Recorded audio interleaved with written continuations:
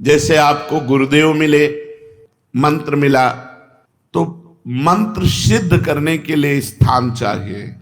किसी संत का सिद्ध पीठ स्थान या पुण्य क्षेत्र, पवित्र तीर्थ या गंगा यमुना का किनारा या कोई पूज्य पर्वत शिखर या तुलसी कानन, गौशाला, देवालय, पीपल, आंवला का वृक्ष या बड़ा सरोवर, उनका तट, पवित्र सरोवर, उनका तट, इन पे मंत्र सिद्ध होता है।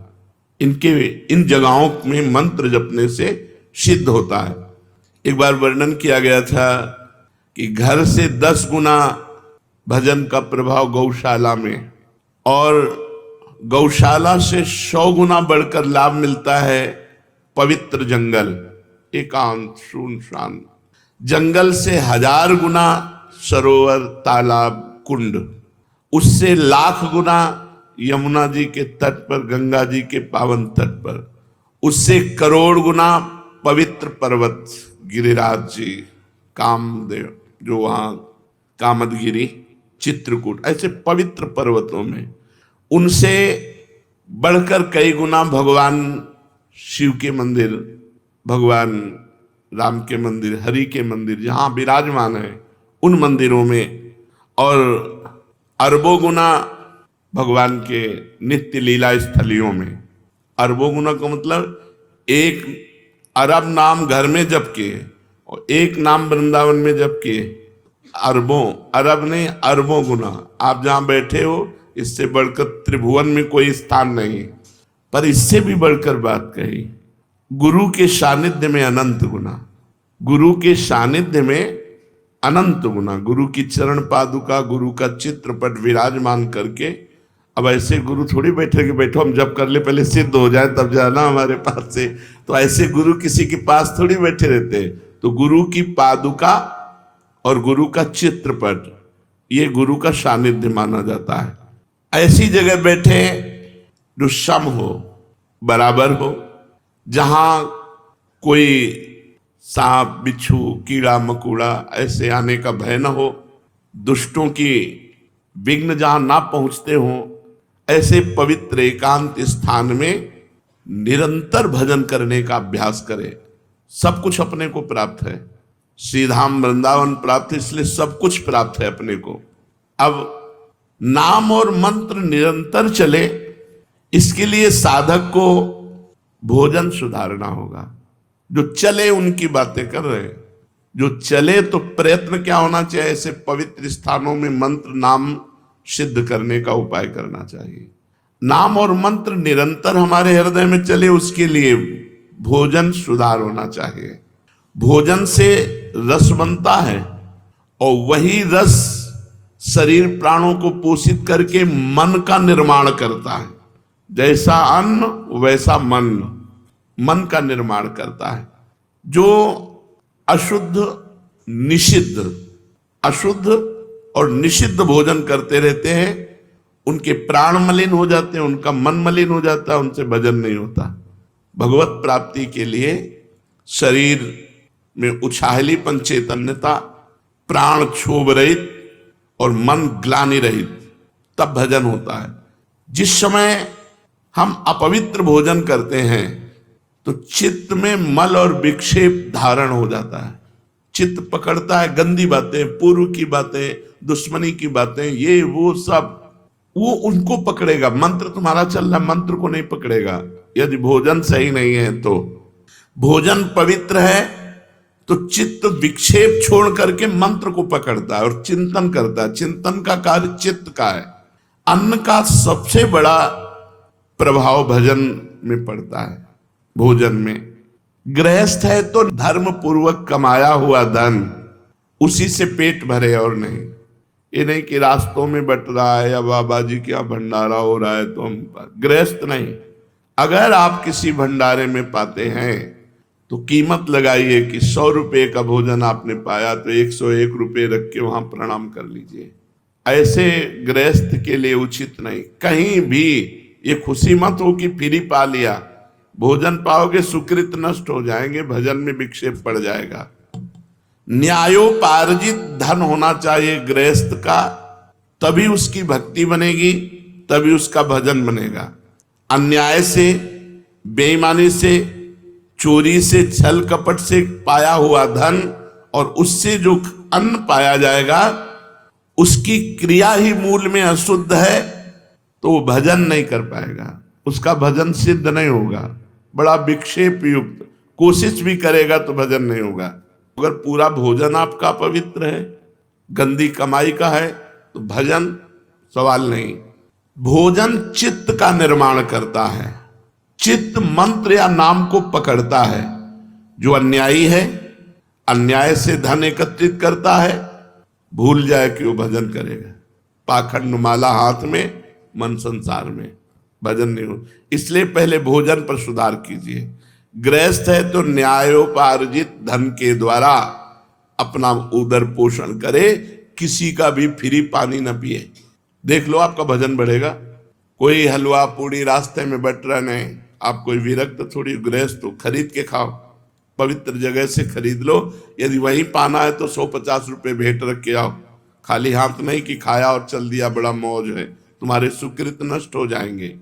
अब आया सन्यासी, ब्रह्मचारी, वैष्णव। ये भोजन कहां से पाए? इसमें सर्वोपरिवृत्ति आकाश वृत्ति। आकाश वृत्ति कहते हैं जो परमात्मा स्वयं हमारे पास पहुंचा दे, कहीं मांगा नहीं, इशारा भी नहीं किया, हमारे पास जो आ गया उसी से उदर पोषण। काशी में इसी आकाश वृत्ति से रहते थे। दूसरी वृत्ति पवित्रता में माधुकरी। मधुकर कहते हैं भ्रमर को। जैसे एक एक फूल से थोड़ा थोड़ा पराग लेकर भौरा अपना उदर पोषण करता है, ऐसे 5 घर या 7 घरों से एक एक माधुकरी लेकर के अपना उदर पोषण करे। श्वान वृत्ति कभी स्वीकार न करे। धनी पुरुषों की चाटुकारिता करके अपनी व्यवस्था करा लेना, श्वान वृत्ति कभी नहीं। सिंह वृत्ति कभी धारण न करे, अपनी तपस्या का रुआब, अपना चमत्कार दिखा करके भरण पोषण नहीं। आकाश वृत्ति, मधुकर वृत्ति, मधुकरी वृत्ति, और सबसे महान है अजगर वृत्ति। आकाश वृत्ति में तो हम व्यवस्था करेंगे, हमारे पास 100 रुपये आ गए तो हम गेहूं लाएंगे, चावल लाएंगे, दाल लाएंगे, तब व्यवस्था। वो ये भी नहीं करेगा, बना बनाया मुंह के सामने आ गया तो खा लिया नहीं। अजगर वृत्ति, इन वृत्तियों को धारण करें। जो सन्यासी हैं, वैरागी हैं, भगवत मार्ग के पथिक हैं, अगर वो किसी आश्रम में पाते हैं तो पूरी पसीना निकालने वाली सेवा होनी चाहिए। 4-6 घंटे की सेवा की। नारायण स्वामी जी जब वृंदावन वास कर रहे थे तो 8 घंटे लेबरी करने के बाद कह देते मुझे 4 रोटी दे दो बस। 8 घंटे मेहनत करते और 4 रोटी लेते, खूब भजन करते। ये मत समझो कि आप भजनानंदी हो, बढ़िया कपड़ा, बढ़िया जूता, बढ़िया भोजन, ये फ्री है।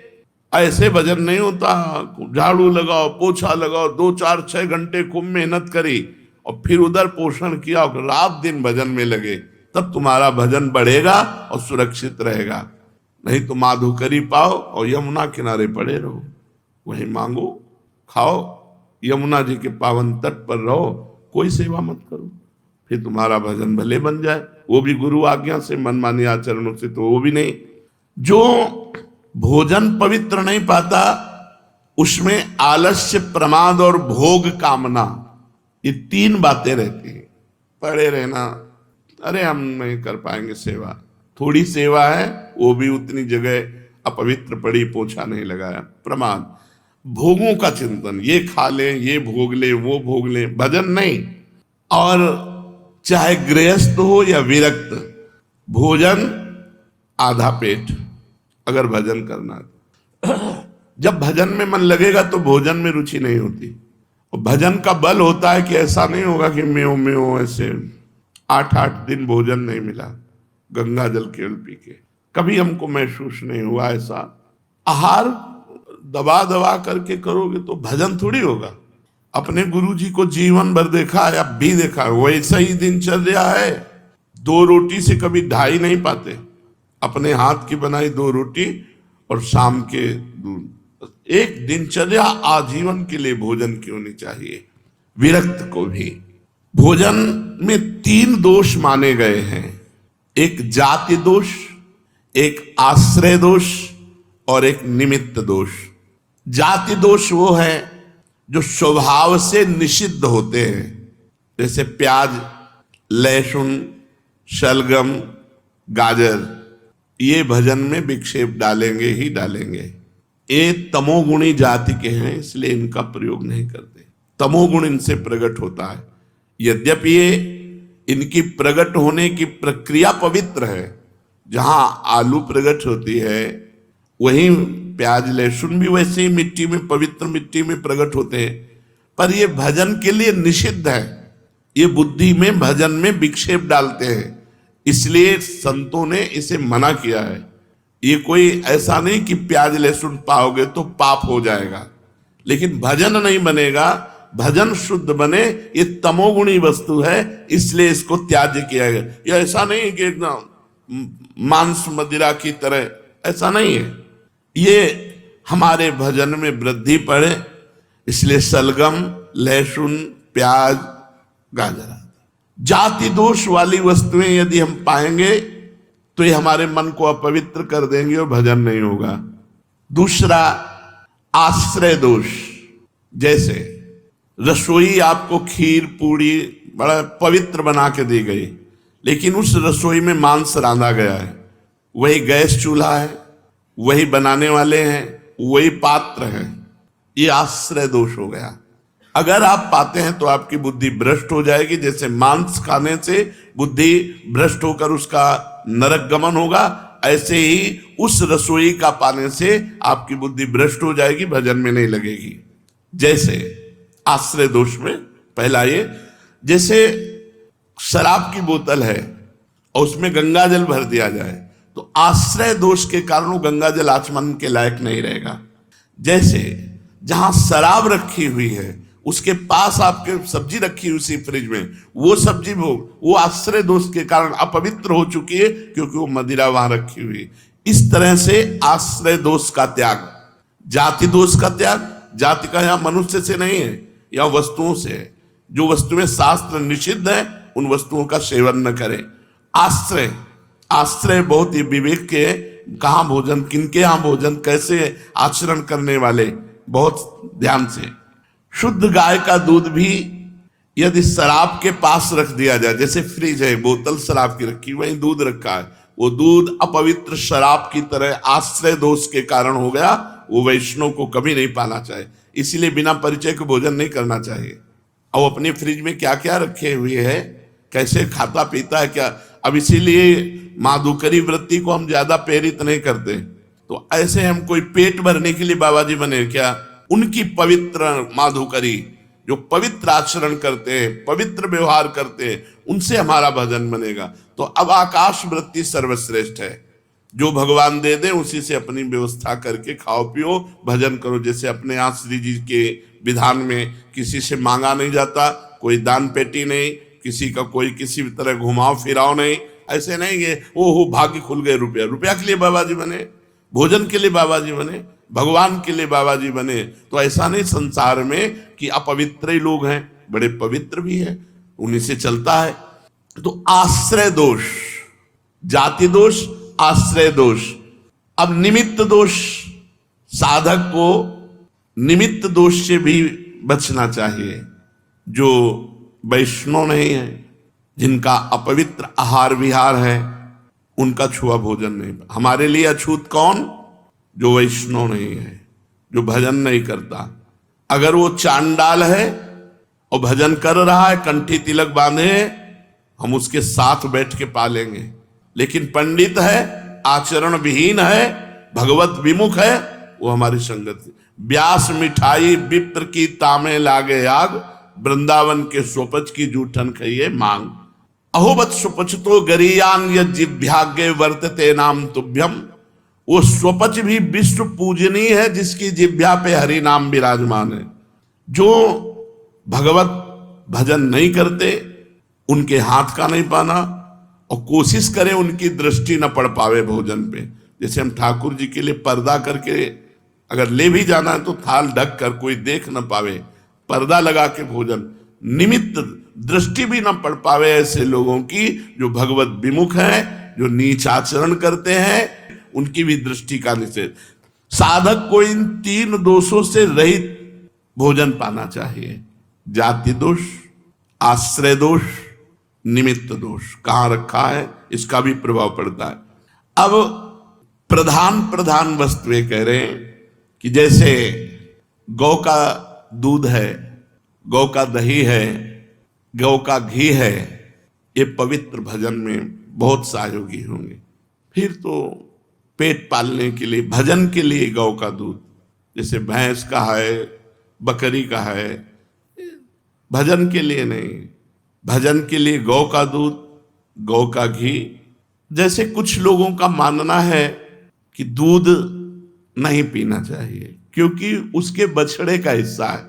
कुछ लोग अपनी बुद्धि के द्वारा, ऐसे बहुत से लोग हैं, हम उनका निषेध नहीं करते, लेकिन उनको बताना चाहते हैं कि हमारी ऋषि परंपरा ही रही है कि गौ और गौ के दुग्ध घी से यज्ञ आदि करना और अपने पालन पोषण के लिए गौ दुग्ध प्रयोग करना। यहां तक तुम भगवान तो नहीं हो, तुम्हारी बुद्धि में जो बात आई, हमारे भगवान श्री कृष्ण गौ में चराने गए, गौ में दुही जाती थी, गौ दधी, गौ मक्खन, गौ घृत, ये बाढ़ थी हमारे ब्रज में। हाँ, अब उसमें जो सिद्धांत है, यदि आप नवीन बछड़े को ईमानदारी से पिला के देखना, चारों थन रोज पिला दो, वो बीमार हो जाएगा, उसकी सामर्थ्य नहीं। क्योंकि भगवान ने क्षमता रखी है गाय के दूध में इतनी कि वो एक थन अगर छोटा बच्चा है पल जाएगा, थोड़ा बड़ा हुआ तो आधा आधा विभाग, आधा गौ सेवक और आधा बछड़ा, खूब पुष्ट बना रहेगा। ये शुरू से परंपरा रही है हमारे शास्त्रों में, स्वयं भगवान ने की ये बात। लेकिन हमारे शास्त्रों में रहा है, बहुत से ब्रह्म ऋषि तो गौ दुग्ध पान करके केवल रहते थे। वशिष्ठ जी के यहाँ विश्वामित्र जी ने ही तो जब गाय का प्रभाव देखकर बड़े बड़े ब्रह्म ऋषियों के यहाँ गौएं और गौ सेवा और गौ दुग्ध और घृत आदि से पालन। तो आज भी गौ दुग्ध, गौ दधि और गौ घृत, इन 3 का प्रयोग भोजन में भजन के लिए बहुत सहायक है। यहाँ शास्त्र के विरुद्ध बात नहीं, समाज को संत वेश में वही परोसना चाहिए। तस्मात् शास्त्रम प्रमाणम ते कार्याकार्यो व्यवस्थित हो, जो शास्त्र कहता है वो बिल्कुल दब्बू कायर है, जो शास्त्र विरुद्ध की बात को इस बात में सुने और हाँ में हाँ मिला दे। नहीं, तस्मात् शास्त्रम प्रमाणम ते कार्याकार्यो। हाँ, हर पशु हमारे यहां सेवित है। हमारा सनातन धर्म हर पशु की सेवा करता है, कुत्ते की भी सेवा करता है। कुत्ते में भी भगवान देखता है, गधे में भी भगवान देखता है। भगवान देखने के लिए भगवान आदेश किए, विद्या विनय संपन्ने ब्राह्मणे गविहस्तनी, सुनी माने कुत्ता, सुनी च सुपाके च पंडिता समदर्शिना। जो विद्या विनय संपन्न ब्राह्मण में, कुत्ते में, चांडाल में, हाथी में एक ही भगवान को देखता है। सनातन धर्म देखता है, व्यवहार नहीं करता। व्यवहार एक जैसा जो करे वो मूर्ख, और जो व्यवहार नहीं दर्शन एक जैसा करे वो पंडिता समदर्शिना। पंडित वही जो सब में भगवान को देखे, सब में, लेकिन व्यवहार तस्मात् शास्त्रम प्रमाणम ते कार्याकार्यो व्यवस्थितो। भजन में दूध ना मिले तो भला, लेकिन अन्य पशु का दुग्ध बाधक है। गाय का दूध, गाय का दधी, घी, श्वेत तिल, मूंग, कंद, केला, आम, नारियल, आंवला, धान, जीरा, जौ, गेहूं, नारंगी, इनका प्रयोग करें। बिल्कुल बाजार की वस्तुएं अगर भजन करना है तो नहीं पाना चाहिए। नियम ले ले, कहां बना है, कौन बनाया है, उसका विचार क्या है, उसके आचरण कैसे है, उसकी पवित्रता क्या है, ये अन्न पर प्रभाव डालती है। जैसा हम अन्न पाते हैं वैसे ही हमारे विचार बनते हैं। बिना औषधि के शहद नहीं खाना चाहिए, भजन में बाधक है। शहद का केवल आदेश है यदि आप बीमार हो तो औषधि में पा सकते हो, नहीं, शहद पाने से फिर अपराध पाप लगता है, क्योंकि शहद औषधि के लिए ही केवल है। जैसे टेबलेट औषधि के लिए हैं कुछ, आप उनको नशे के लिए प्रयोग करने लगे तो निषेध है। आपको टेबलेट ऐसे नहीं मिला डॉक्टर। तो ये मधु जो शहद है ये बलवर्धक है, ऐसे नहीं खाना चाहिए, शास्त्र आदेश करता है, भजन नहीं बनेगा। केवल औषधि में इसका प्रयोग है कि आयुर्वेदिक आदेश है ये औषधि पानी शहद से, अनुपान से, तो शहद ले लिया जाए। उपासक को चाहिए कि जिस अन्न को शाम के बनाया गया सुबह न पाए। पकवान में जैसे घी से तले हुए पदार्थ हैं ये 1-2 दिन तो ठीक है, लेकिन जैसे रोटी दाल है ये अन्न कच्चा अन्न है, ये बासी अन्न और रूखा अन्न, और जिसमें बाल पड़ गया है, मक्खी मर गई है, ऐसे अपवित्र अन्न, इनका त्याग करे। कांसे के बर्तन में साधक न पावे। अपने लोग तो रज, बड़ी कृपा है, रज के ही पात्रों का प्रयोग है। भोजन के संबंध में और एक बात ध्यान रखनी चाहिए कि भोजन पाते समय आपका चिंतन कहाँ गया है, चिंतन कहाँ है। भोजन पाते समय न भोजन में चिंतन होना चाहिए और न किसी व्यक्ति वस्तु स्थान का। अगर किसी व्यक्ति का चिंतन करते हुए भोजन पाते हो तो उसका स्वभाव गुण आपके ऊपर जारी हो जाएगा, लागू हो जाएगा। आपको 24 घंटा परेशान रहना पड़ेगा उसी के स्वभाव का। यदि वो कोई संत है तो आपका भजन 24 घंटा बढ़ेगा, 24 घंटे इसका प्रभाव रहेगा, जो विशेष रहेगा 24 घंटे प्रभाव रहता है। तो भोजन पाते समय उपासक को बहुत सावधानी पूर्वक अपने चिंतन को प्रभु में या किसी महाभागवत में, गुरुदेव संत जो सिद्ध महापुरुष हुए हैं, इंद्रियों को बल मिले, निद्रा आलस्य प्रमाद न सतावे, इसलिए बहुत सावधानी से थोड़ा भोजन पा लीजिए। ये बहुत बार सत्संग में कहा गया है। यदि भोजन पाते समय स्त्री परिस्त्री का गलत भाव से चिंतन करोगे तो मंत्र सिद्धि प्राप्त हो ही नहीं सकती, क्योंकि आपका मन पतित हो जाएगा। यदि भोजन पाते समय किसी द्वेषी का चिंतन करोगे तो मन में जलन पैदा रहेगी, 24 घंटे परेशान रहोगे। बहुत सावधानी से भगवत चिंतन करते हुए पवित्र भोजन और कम मात्रा में भोजन ले। सन्यासी, वैष्णव, विरक्त, इनको चाहिए कि भोजन परख करके ही पावे, भले उपवास करना पड़े, ऐसा वैसा भोजन न ले। चर्चा भोजन ये विशेष। अब दूसरी चर्चा, अगर साधक बैठ करके हंसी मजाक करके परिस्त्री का, स्त्री आदि की चर्चा, काम आदि की चर्चा करते हैं तो उस स्थान को तुरंत छोड़ देना चाहिए। अगर वो गंदी बातें दिखाते हैं, मोबाइल में गंदी बातें या ऐसे गंदी बात करते हैं, तो जो साधक को मंत्र सिद्ध करना है तो कान में अंगुली डाल के तुरंत हट जाए। बस एक ही दवा है, उस व्यक्ति से दोबारा मिले ना, उस व्यक्ति की चर्चा न सुने जो कामुक है, जो काम की बातें करता है, जो भगवत विरुद्ध करता है। और संतानोत्पत्ति के लिए ऋतुकाल के 1 सप्ताह के बाद अपनी पत्नी का सहवास गृहस्थ कर सकता है, अन्यथा वो भी दूरी बना के रखे। अगर मंत्र सिद्ध करना है, भगवत प्राप्ति करना है। ऐसे ही स्त्री साधकों को पुरुष साधकों से शौचालय, बाथरूम, मौन जब तक पवित्र न हो जाए तब तक, ये सिद्ध होने के लिए जरूरी। अगर नाखून काटा, बाल काटा, अगर जैसा शास्त्र आदेश उसके अनुसार 2-2 महीने में मुंडन कराओ या तो आजीवन बाल रखो, शास्त्रों का बैरागी के लिए। और गृहस्थ के लिए जब बाल काटो, जब नाखून काटो तो पवित्र हो, हाथ पैर कुल्ला ऐसा, या फिर स्नान कर लो। इसके अगर बाल कटवाए ऐसे अपवित्र तो फिर वो ठाकुर सेवा या भजन या इसमें बड़ा निषिद्ध है। कह रहे हैं अगर आपको आवश्यकता है अपने बाल धोने की तो रीठा आदि, आंवला आदि से, पवित्र पदार्थों से, नहीं तो उसका प्रभाव पड़ेगा, रजोगुण चढ़ेगा, भजन में विक्षेप करेगा। कभी जूठे मुंह न रहे, कुछ भी अगर खाया तो आचमन करें 3 बार, राधा वल्लभ श्री हरिवंश, राधा वल्लभ। वैसे शास्त्री तो केशवाय नमः, नारायणाय नमः, माधवाय नमः। और हो सके तो 3 समय स्नान करे, नहीं तो 2 काल तो करे ही, प्रातः और सायं। ऐसा नहीं कि आपको शौच नहीं लगती तो आप स्नान न करें। प्रातः और सायं 2 स्नान तो होने चाहिए। वैसे 3 स्नान, त्रिकाल स्नान की बात है।